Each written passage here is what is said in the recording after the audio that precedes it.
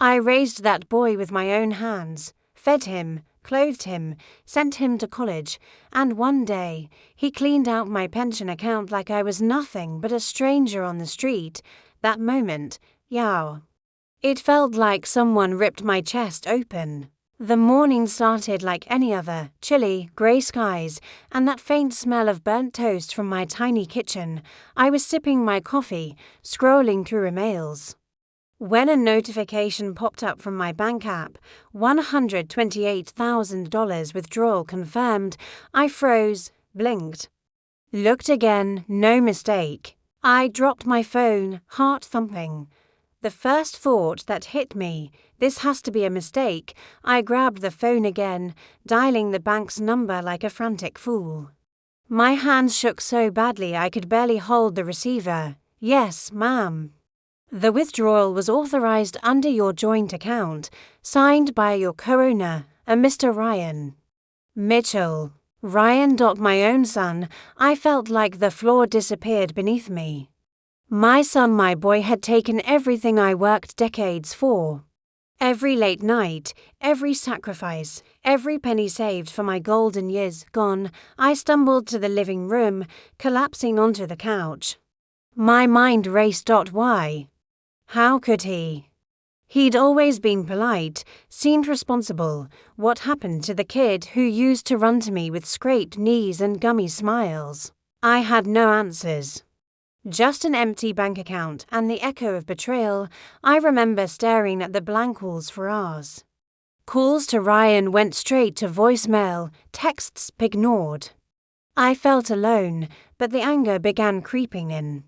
I wasn't just hurt, I was furious. By late afternoon, I couldn't take it anymore.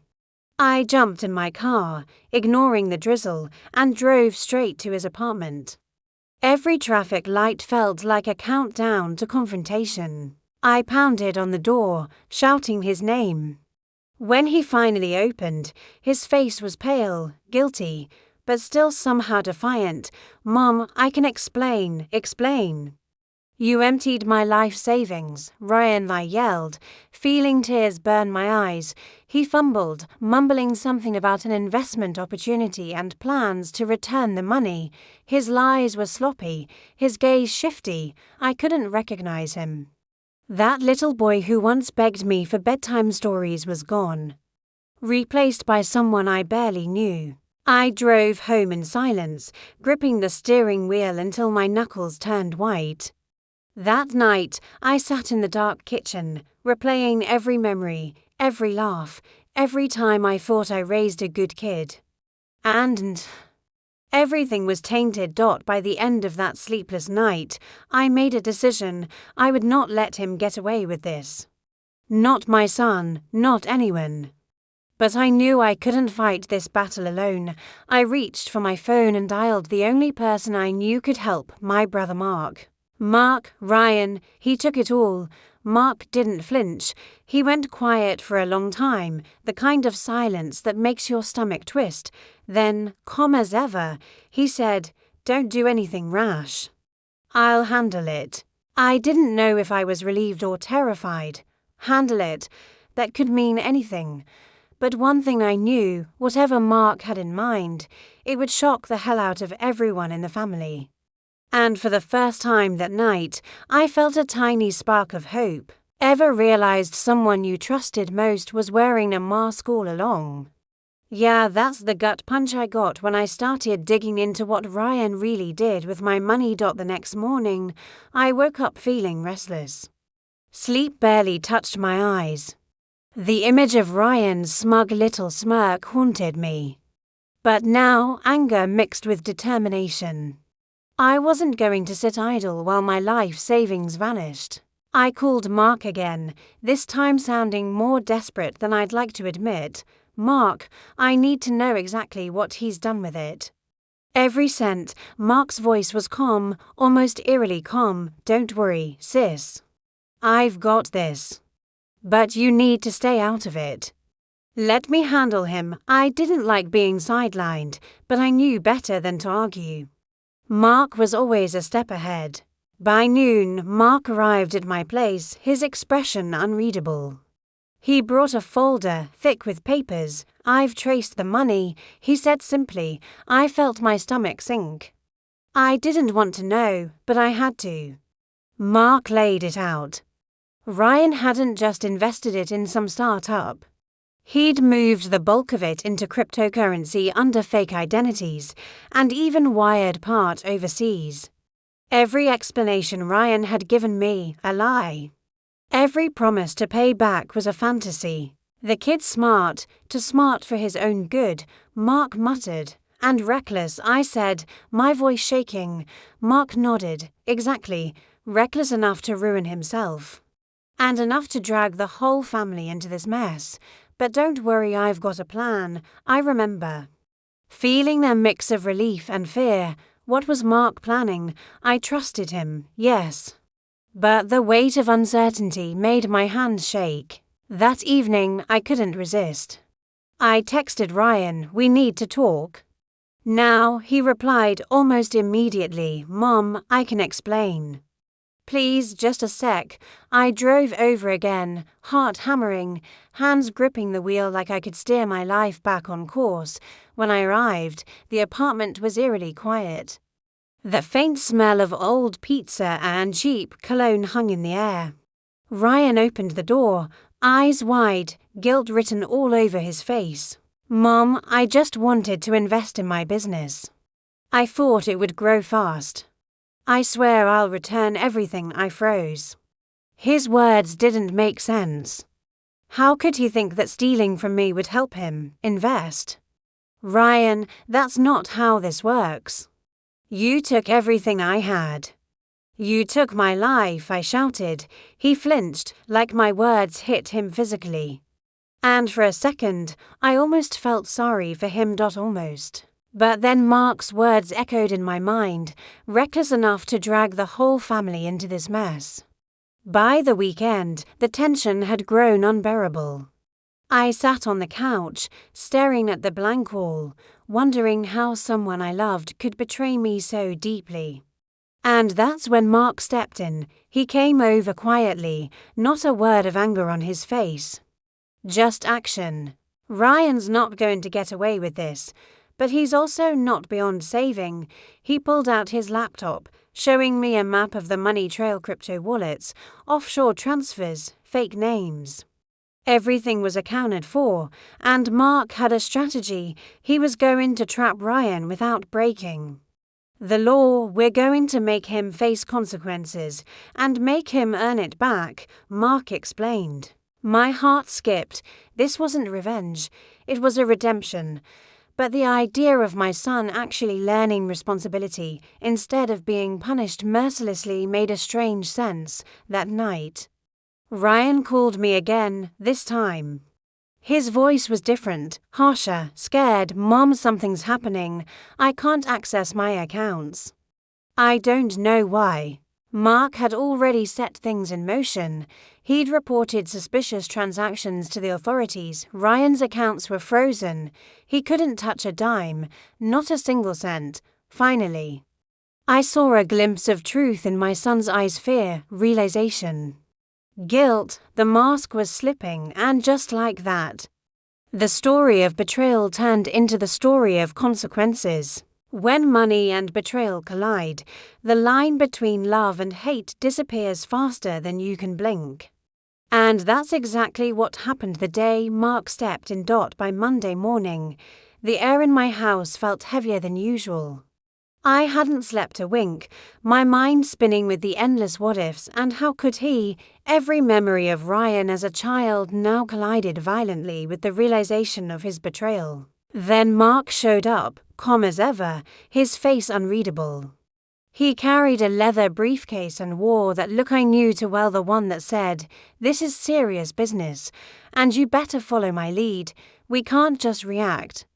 We need strategy," he said. "Strategy?" I asked, my voice trembling. "Yes. We're not just going to scold him or call the cops. We're going to teach him a lesson that sticks for life." Mark's plan was meticulous. He had already contacted legal advisors, traced Ryan's crypto wallets, and coordinated with a retired FBI friend. Every step was designed to make Ryan face the consequences without destroying him completely. The kid's not stupid, Mark continued. He just doesn't understand responsibility yet, but he will. I swallowed hard. Mark's calmness contrasted sharply with my storm of emotions. Part of me wanted to scream at Ryan until my voice broke. Part of me wanted to hide in a corner and cry for the life I thought I had. Mark seemed to read my thoughts. Sis, you can't fix him by yourself. You need to step back and let me handle this. That afternoon, we drove to Ryan's apartment.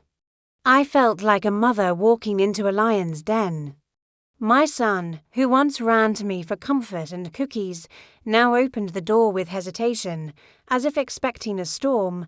Mom, don't even try it, Ryan, I cut him off sharply. Mark knows everything. His eyes flickered to Mark, and I could see a mix of fear and defiance. Mark didn't waste time. Ryan, sit down. We're not here to yell. You're here to learn. Starting now. He pulled out a folder thick with documents, bank statements, crypto transaction records, and legal notices. The sheer weight of it made Ryan pale. Everything you did, every transfer, every lie, it's all here. You're in deep water, son, and the only way out is facing it head on. Ryan's protest was weak. He tried to argue, saying he had plans and that he intended to return the money, but Mark shook his head. Intention doesn't pay bills, Ryan. Consequences do. For the first time, I saw Ryan's bravado crack. The boy who thought he could manipulate us realized that Mark wasn't bluffing.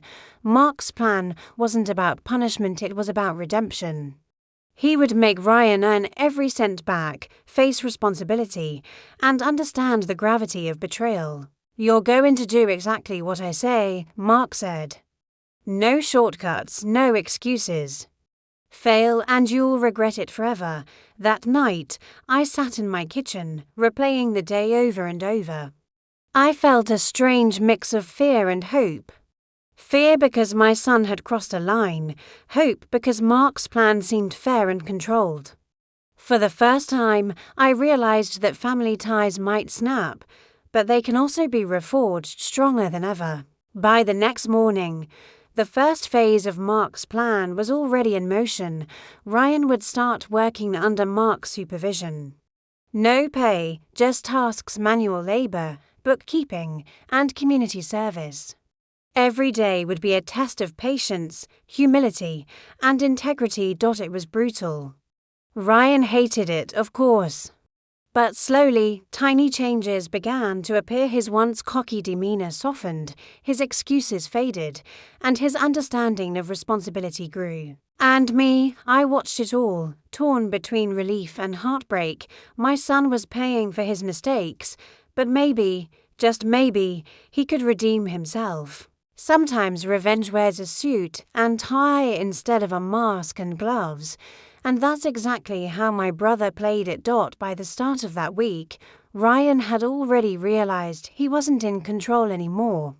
Mark's rules were clear: no excuses, no shortcuts, and absolutely no access to any funds until he proved he could handle responsibility. Ryan groaned as he lugged boxes of Mark's old files from the attic. "This is insane, man." "I didn't do that much," he muttered. "Yeah, you did," Mark replied calmly. "You took your mother's pension. You emptied accounts. You messed with the family. And now you're going to fix it starting from scratch." It wasn't just physical labor. Mark had drafted a strict schedule. Ryan had to wake up at 6 a.m., complete tasks around the property, learn bookkeeping, and attend community service assignments. Every task was documented, every mistake recorded. "I can't believe this," Ryan complained while hauling mulch across the yard. "Believe it," Mark said, voice low but firm. "You wanted a shortcut. Life doesn't work that way." I watched from the porch, coffee in hand, heart torn. Seeing Ryan suffer was painful. But I couldn't deny the change beginning to take root. Within a few days, Mark escalated the plan. He arranged for Ryan to meet a financial advisor and attend a series of workshops on responsibility, investments, and accountability. Ryan groaned each time, but Mark remained firm. "You think this is punishment?"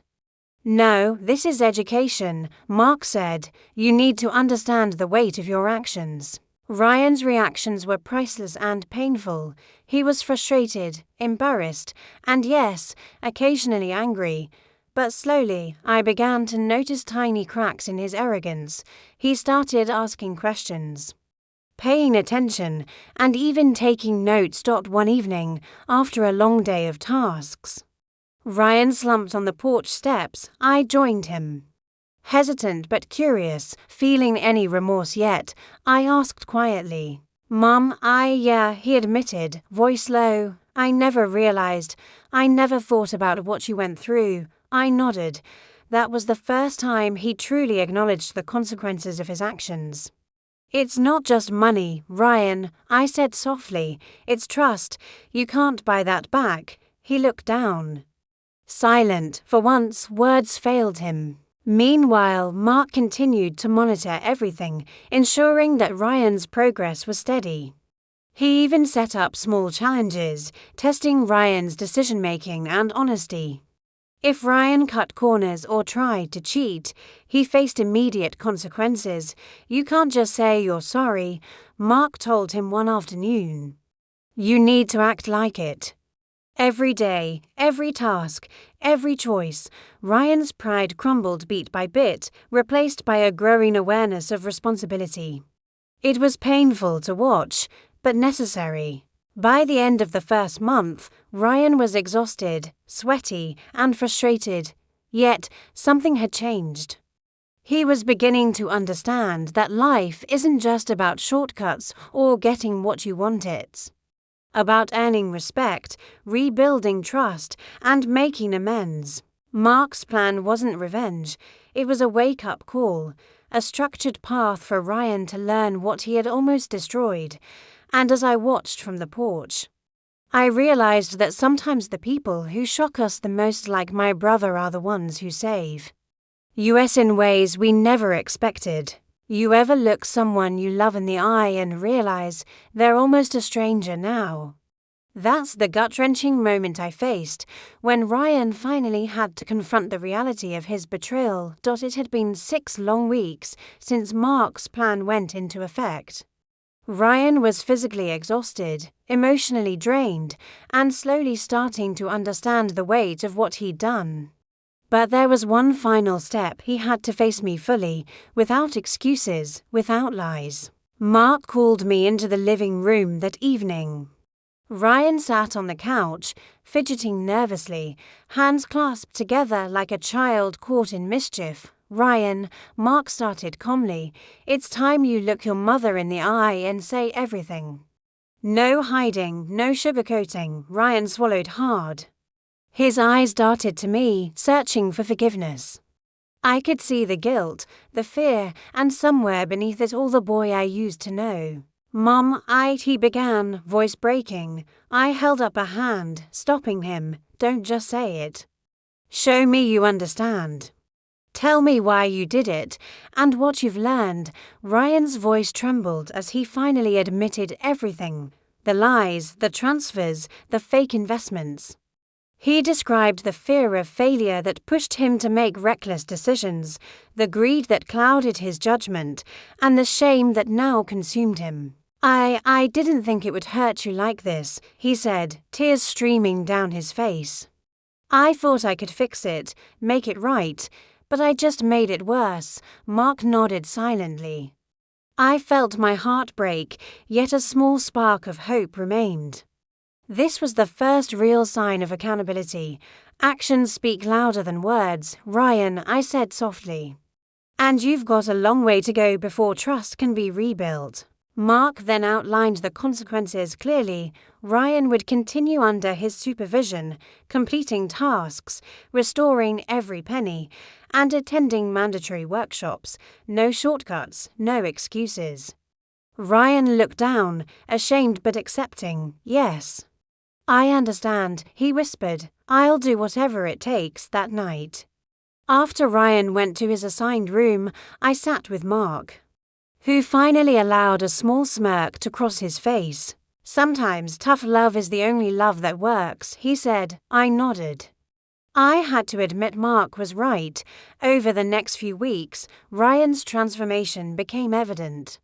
He worked tirelessly, apologized to family members, and even helped me organize my finances. The arrogance that once defined him had faded, replaced by humility and determination. He learned firsthand that actions have consequences, that betrayal wounds deeply, and that redemption requires effort, not excuses. One evening, I caught him quietly reviewing the budget, calculating repayments, and planning his next steps. The boy who stole from me was still there, but he was changing, slowly becoming someone I could be proud of again. Mark's presence continued to guide him, balancing discipline with understanding, and while the journey wasn't easy, filled with tears, arguments, and setbacks, progress was undeniable. For the first time in months, I felt a glimmer of hope. The storm of betrayal was not over, but its winds had softened. Sometimes, to save someone, you gotta let them hit the floor first, and that's exactly what my brother did with Ryan. By this point, Ryan had spent weeks under Mark's strict supervision. Every morning started at 6 a.m. with physical tasks like hauling wood, cleaning, and managing the household. But it wasn't just physical work. Mark had structured a series of lessons in accountability, finance, and humility. You think this is punishment, kid? No. This is schooling, Mark said one morning as Ryan struggled to carry a stack of boxes. Life doesn't hand out free passes. You earn it. Every damn step. Ryan groaned, wiped sweat from his forehead, and muttered something under his breath about hating Mondays, and every other day. I hear ya, I whispered, hiding a small smile. But maybe hate is the first step toward learning. Mark pushed Ryan even further. He introduced him to bookkeeping exercises, where every transaction had to be logged perfectly. He supervised Ryan during community service, forcing him to apologize to people he'd wronged, small vendors, neighbors, even friends he had borrowed money from and forgotten to repay. Ryan's frustration was palpable. Mum, this is insane. I can't do it all, he shouted one afternoon. Double quotes. Yes, you can, I replied softly. You'll do it because you have to, not because you want to. That's how you grow. Mark nodded in agreement. This is the reality of consequences. Ryan, you wanted an easy path. Now you're on the hard one, and trust me, it works. As weeks turned into a month, Ryan began showing small signs of change. He started being meticulous with tasks, asking questions about finances, and even showing genuine remorse to people he'd hurt. One evening, I found him quietly reviewing the household budget, calculating the repayment schedule. Mom, I didn't know it was this complicated, he admitted softly. Life rarely is, I said. But now you're learning to handle it, not run from it. The pride I felt was tempered by pain. My son had hurt me deeply, but seeing him work toward redemption gave me hope. Mark continued testing him with challenges designed to measure honesty, patience, and integrity. One day, Ryan accidentally miscalculated a repayment figure. Mark didn't yell, he simply shook his head and said, "Fix it, own it, that's how responsibility works." Ryan spent the next hour correcting the error, sweat and frustration on his brow. When he finally finished, he looked up, a flicker of pride in his eyes. "I got it right this time," he said quietly. "Exactly," Mark replied. "See how it feels to earn something properly." By the end of this phase, Ryan's attitude had shifted. He wasn't just doing tasks because he had to, he was learning the value of accountability and the weight of betrayal. And though he still had a long way to go, each day brought small victories, returning borrowed items, apologizing sincerely, and even helping organize the finances for the household. "You're changing, son," I said one evening, sitting beside him on the porch, trying to. "Mom," he replied, "I never want to feel like this again, like I let everyone down." Mark's plan had succeeded in ways none of us expected. It wasn't just about money anymore, it was about trust, respect, and personal growth. Just when you think the storm's over, someone drops a bomb that flips everything upside down, and my brother, he did exactly that. It had been nearly 2 months since Ryan began his redemption journey. I thought we were slowly finding some peace, but Mark had a surprise up his sleeve. One Sunday, he called a family dinner. Everyone showed up. Cousins, my ex-husband, even distant relatives who hadn't spoken to us in years. The tension in the room was thick, heavy. Like you could slice it with a knife, since everyone's here. "There's something you all need to know," Mark began. His voice calm but commanding.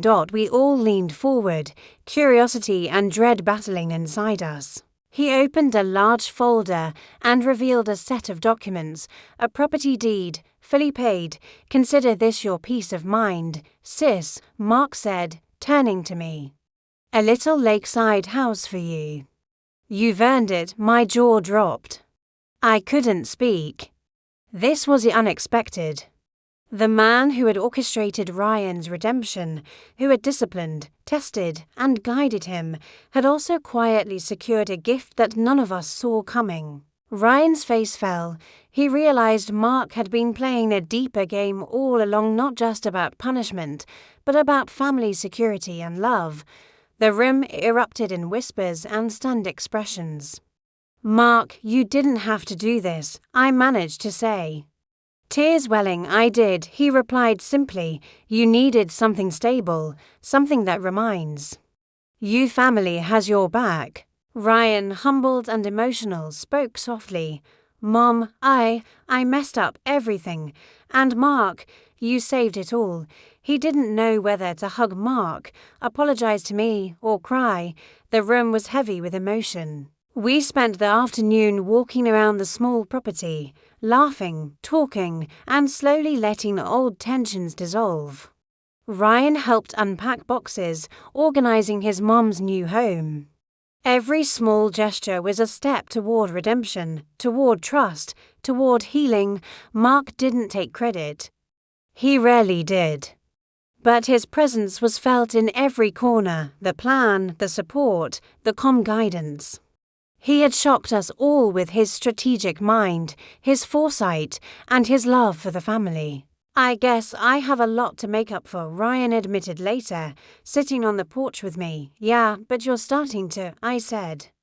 "Actions, not words, son." The gift of the lakeside house was more than property. It was a symbol of family resilience, of forgiveness, of second chances. And it reminded me that even when betrayal cuts deep, love and clever planning can restore what seemed lost. That evening, as the sun set over the lake, I sat quietly, reflecting. My son had made mistakes, yes, but he was learning. My brother had acted decisively, showing that sometimes shocking moves are exactly what's needed to heal a fractured family. "Family isn't just blood," I whispered to Ryan. "It's trust, effort, and care, and we're rebuilding that together." Ryan nodded, a quiet understanding in his eyes. The boy who once stole my pension was slowly becoming a man who understood consequences and the value of family. They say blood is thicker than water, but trust, that's thicker than both.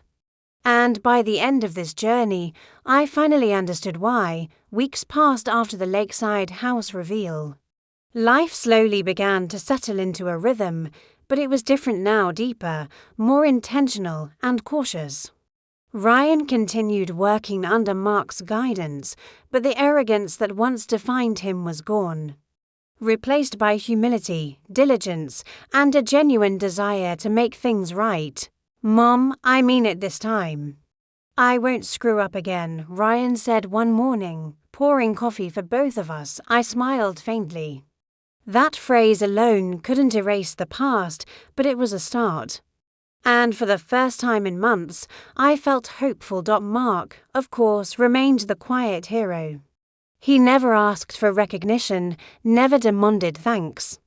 But his strategic, firm, and compassionate approach had saved more than my pension. It had saved our family. "You did good, kid," Mark said to Ryan one evening, clapping him on the shoulder. "Thanks, Uncle Mark," Ryan replied, eyes filled with newfound respect. I watched them interact. Feeling a surge of gratitude, my brother had not only shocked us all, but had also taught us the meaning of tough love. The family gathered that weekend at the lakeside house. Cousins laughed, old friends visited, and Ryan finally felt a sense of belonging he had threatened to destroy. The house was more than walls and furniture. It symbolized rebirth, forgiveness, and second chances. "I'm proud of you, Ryan," I said softly, holding his hand. "Thanks, Mom. I finally understand what I lost and what I need to do to earn it back." Mark, standing off to the side with his usual calm smile, didn't interrupt. He let the moment speak for itself. As the sun dipped below the lake's horizon, I felt a strange calm. The storm of betrayal, the weeks of tension, the heartbreak, it had all led to this moment of clarity. Ryan had faced the consequences of his actions. He had learned responsibility. And the family, though shaken, had grown stronger. "Blood is thicker than water," I whispered, "but trust is what holds it all together." Ryan nodded, finally grasping the depth of my words. And for the first time, I truly believed that we could move forward, not as a fractured family, but as one rebuilt with care, effort, and understanding. Moral of the story: betrayal can wound the deepest, even when it comes from your own child. But with guidance, consequences, and unwavering family support, redemption is possible. Love doesn't just survive mistakes, it can transform them into lessons that strengthen the bonds we hold most dear.